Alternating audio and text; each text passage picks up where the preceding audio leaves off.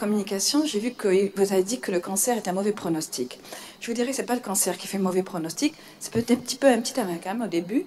C'est nous qui sommes chirurgiens, moi je trouve en tout cas personnellement, qui posons problème. Certes, comme tu as terminé ta communication par RCP, quel type d'RCP faire?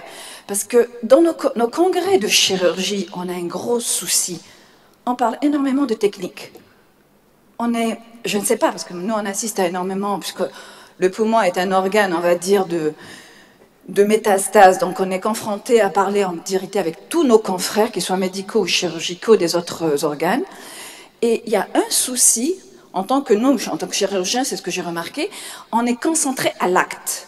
Certes, le cancer est un mauvais pronostic, mais ça c'est tous les cancers, mais ce qui est plus mauvais pronostic, je dirais que c'est nous. Parler de pathologie sans faire quelque chose dans notre pratique quotidienne pour essayer d'améliorer ce que nous faisons. Par exemple, moi on va parler du cancer du poumon. Si on ne parle pas de cigarette, si je fais ma communication et que je ne parle pas de cigarette, il y a une erreur quelque part. Si je fais une journée qui doit être programmée en mars ou en mai sur le cancer du poumon, si je ne fais pas des ateliers pour la cigarette, contre les lobbies des cigarettes, comment faire le diagnostic, c'est quoi d'enlever un poumon? C'est quoi d'enlever un lobe? C'est quoi d'enlever un média? C'est rien. En tant que chirurgien, techniquement parlé, c'est pas du tout le travail que de dire simplement ce qu'on sait faire. Ce qui est important, c'est de coller au patient et non pas à l'acte lui-même. Ça, c'était ma petite remarque que je me suis faite déjà pour moi-même. À matière à savoir, par exemple, on est confronté, par exemple, en thoracique, à plusieurs cancers. Parmi eux, c'est le colorectal. C'est pas simplement de dire comment on va l'enlever. Vous allez voir que ça va être rapide. Hein. C'est de donner de la littérature. Le geste ne changera pas. On est confronté au cancer de la thyroïde, au cancer du sein, puisque nous avons une unité de sein et de reconstruction mammaire. Et donc, toutes ces lésions qui sont dans nos poumons sont prises différemment. Donc, si je parle poumon sans parler de cigarette, erreur. S'il parle de sein sans que je fasse une consultation de prévention, pour moi, j'ai fait mon travail à moitié. Thyroïde, je dirais que c'est un bon cancer, donc en plus de ça, c'est un problème d'iode. Mais c'est surtout pour dire que, par les techniques, pour moi, je trouve que c'est un travail moitié fait. On est confronté à un organe et non à une pathologie.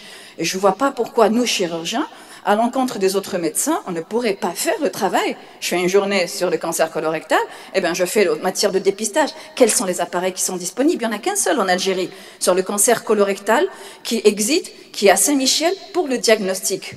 C'est pas normal. Il faudrait, la boîte, elle est là, il faudrait qu'il y en ait plus pour pouvoir les dépister tôt. Et à ce moment-là, vous allez voir que le pronostic n'est pas mauvais. Ce qui est mauvais, c'est de ne pas faire le dépistage, de les opérer tard, à ce moment-là, il deviendra mauvais. Donc, qu'est-ce qui est mauvais dans l'affaire? Revenons aussi, deuxième point en RCP.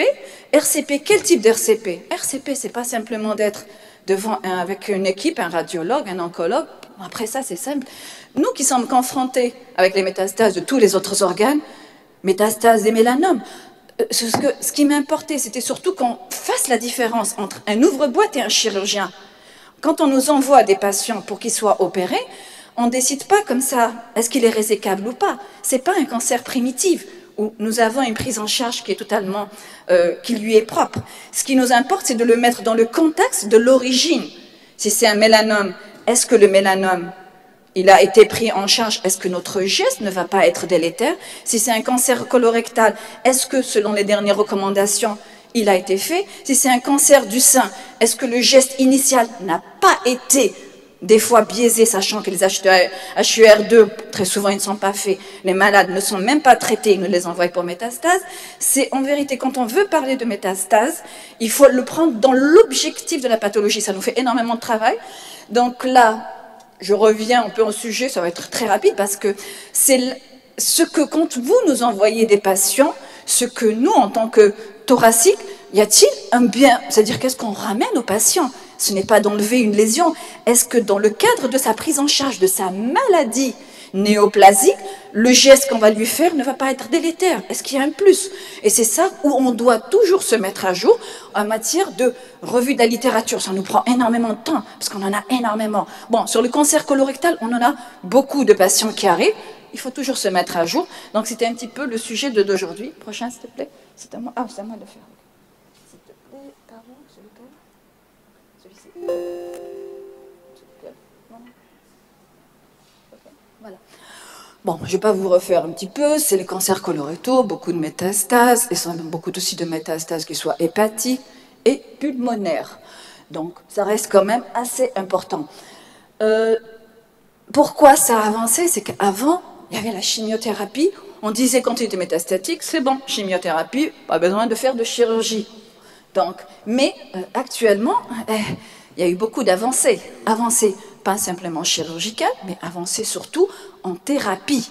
Pas de chimiothérapie, mais en thérapie ciblée. Surtout pour certains comme le méthane, qui a donné quand même de résultats. Excuse-moi, j'arrive pas très bien à... Ah, voilà. Non, voilà. Non.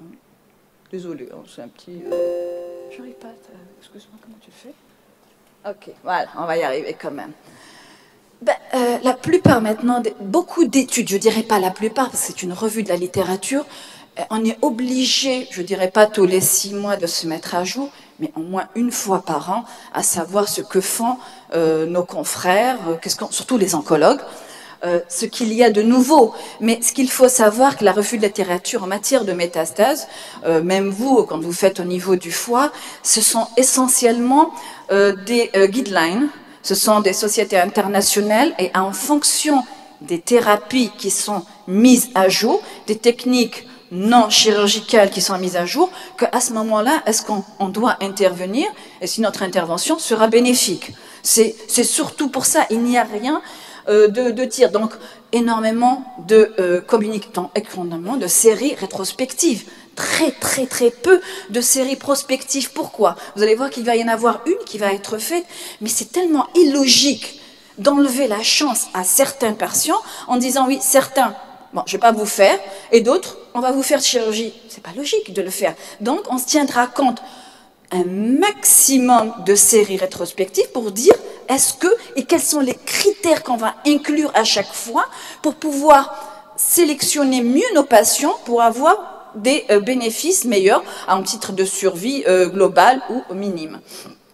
Donc vous allez voir énormément de séries. Bon, le fait est que tu le mettes en 2024, il y a eu des communications de 2023 qui sont sorties et qui reviennent toujours à dire que maintenant ça a montré toutes les séries que vous allez voir qui vont encore pour lesquelles j'ai un petit peu minimalisé par la suite, pour dire quelle était la place de la chirurgie. Ce sont des études essentiellement rétrospectives qui ont montré que par rapport à des patients qui n'ont pas été initialement sélectionnés qu'il y avait quand même une survie. Après maintenant global, pas global, mais donc comment redéfinir les critères de chirurgie alors qu'initialement ils n'étaient pas opérables.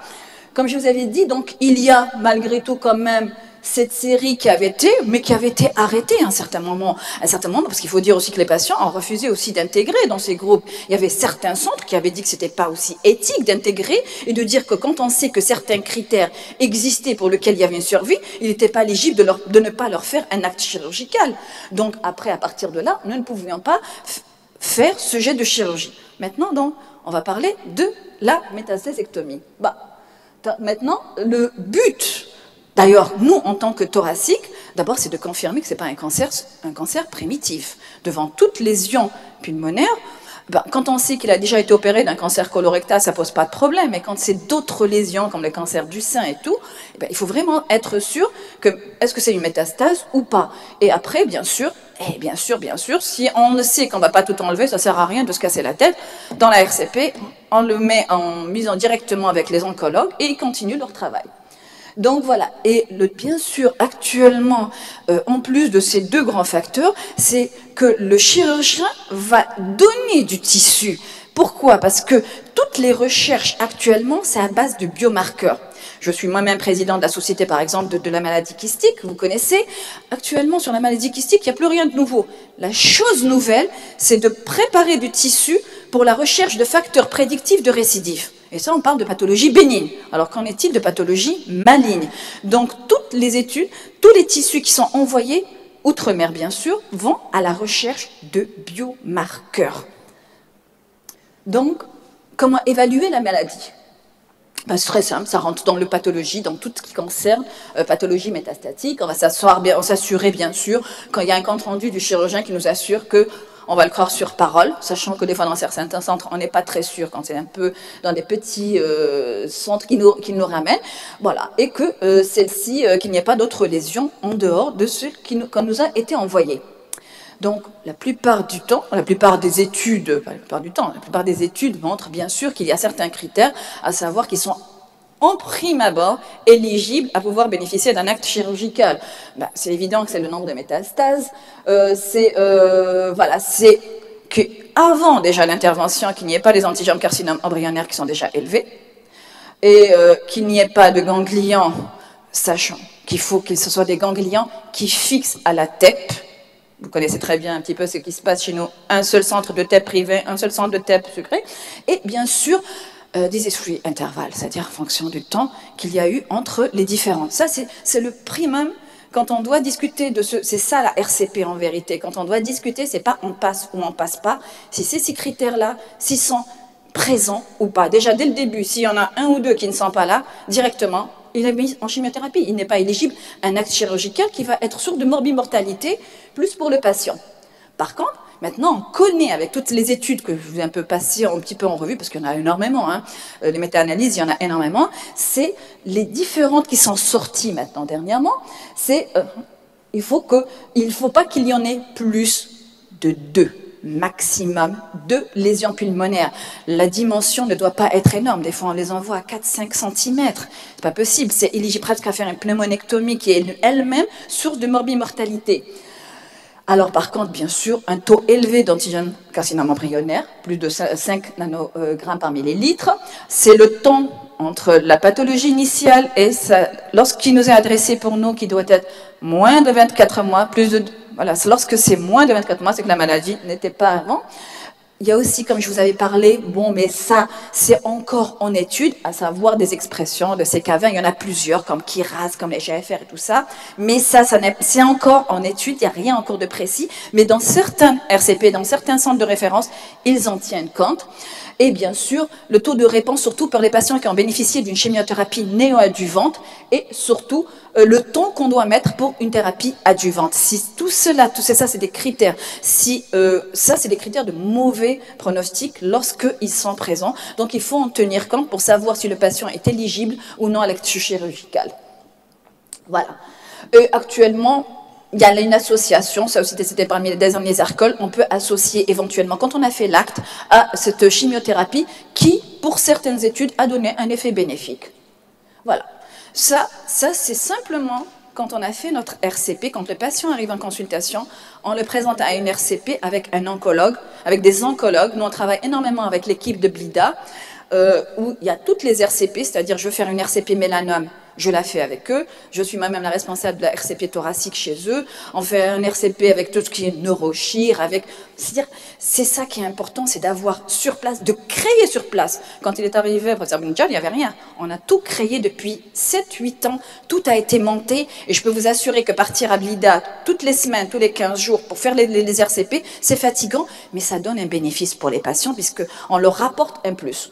Ça, on a décidé, le patient peut être, et on va dire, apte à pouvoir faire l'acte chirurgical. Bon, maintenant, le principe maintenant, c'est est-ce que maintenant il peut être opéré? Donc voilà.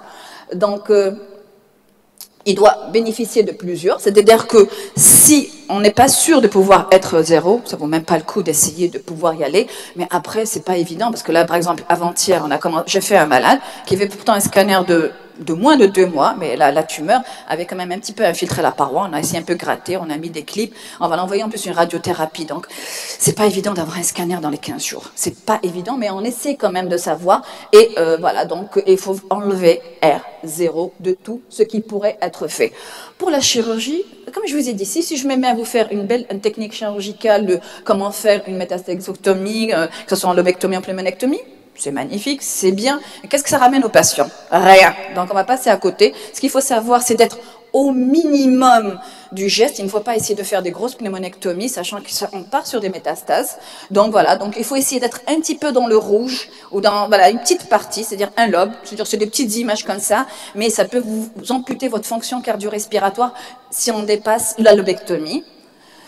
Et le ganglion, alors là, c'est-à-dire que là, moi je trouve que c'est aussi aberrant. Hein. Voilà, tout à l'heure vous avez bien vu sur tout ce qui concerne les ganglions, c'est pas parce que c'est une métastase qu'on ne fait pas de ganglion. Ça c'est pour nous, c'est inimaginable, que ce soit tumeur primitive, tumeur secondaire, ça n'a pas réellement prouvé, mais en sachant qu'il y a des ganglions, parce que c'est une maladie en elle-même, il y en a dans le poumon.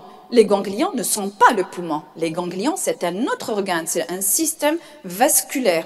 Donc, vous imaginez un petit peu que lorsque vous avez des ganglions qui sont atteints, le pronostic ne doit pas être bon. Donc, le ganglion, le curage ganglionnaire, il est systématiquement fait. Il doit être fait par une grande majorité des gens, c'est-à-dire normalement, ça doit être par tout le monde, parce qu'il a en plus d'avoir un effet pronostic, il a aussi un effet aussi de stratégie de prise en charge des patients. La technique, la plupart des méthodes n'ont pas trouvé qu'il y a plus. Bon, on peut avoir la voie classique normale ou par la vidéo. Toutes les techniques, toutes les études ont montré qu'il n'y a pas plus de bénéfices ou de moins, mais on sait très bien que lorsqu'une fois vidéo, sachant qu'il faut avoir une expertise là-dessus, mais quand on vous envoie une tumeur de 5 cm, je peux vous assurer que la vidéo n'est pas très possible. Mais toutes les études qui le font lorsqu'ils les découvrent tôt ne montrent rien de particulier. Donc vous faites ce que vous savez faire le mieux. Voilà, donc ça, c'est aussi avec la vidéo. Donc, qu'est-ce qu'il fallait surtout faire? C'est surtout de dire que c'est de plus en plus utilisé. Certes, ce n'est pas de niveau A, mais ce sont des consensus de sociétés savantes, des guidelines qui sont faits sur l'international. C'est toujours mis à jour, c'est-à-dire que si on va en parler l'année prochaine, je peux vous assurer qu'il y aura des facteurs qui vont soit sortir, soit qui vont être ajoutés. Certes en RCP, mais une réelle RCP. Ce qu'on fait actuellement, on essaye, et quitte à se déplacer pour avoir une RCP de qualité, eh bien, il faut la faire, il faut pouvoir se déplacer. Des patients hautement sélectionnés qui doivent être remis à jour à chaque fois.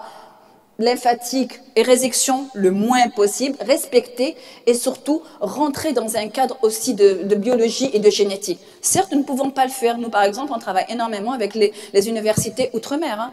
On ne cherche pas midi à 14h. Quand on peut travailler, que ce soit surtout essentiellement dans la maladie, être au courant de ce qui se passe. On a des anatomopathologistes qui sont excellents. Leur société est magnifique.